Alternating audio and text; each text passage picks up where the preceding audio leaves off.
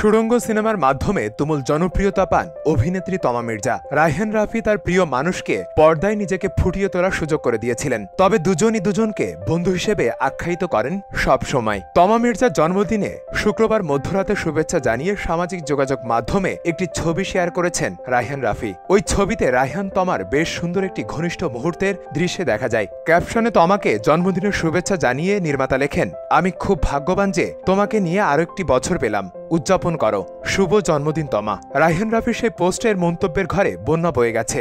এমনকি তমা মির্জাও মন্তব্যের ঘরে গিয়ে লিখেছেন, আমিও তোমাকে পেয়ে অনেক ভাগ্যবান রাফি। তমা মির্জা ও রায়হান রাফি তাদের ভ্রমণের ছবিও পোস্ট করেন ফেসবুকে। একজন অন্যজনকে দেয়া উপহারের ছবিও ভক্তদের উদ্দেশ্যে পোস্ট করেন, কিন্তু কেউ তাদের সম্পর্ক নিয়ে পরিষ্কার কিছু বলেননি। সম্প্রতি তমা মির্জা আলোচনায় আসেন মিষ্টি জান্নাত প্রসঙ্গে, তবে সেই সমস্যার সমাধানও হয়েছে। আর রায়হান রাফি ঝড় তুলে দিয়েছেন তুফান সিনেমার এক একটি মুহূর্ত প্রকাশ করে। তমা মির্জা 2015 সালে নদীজন চলচ্চিত্রের মাধ্যমে শ্রেষ্ঠ পার্শ্ব চরিত্রে অভিনেত্রী বিভাগে জাতীয় চলচ্চিত্র পুরস্কার পান।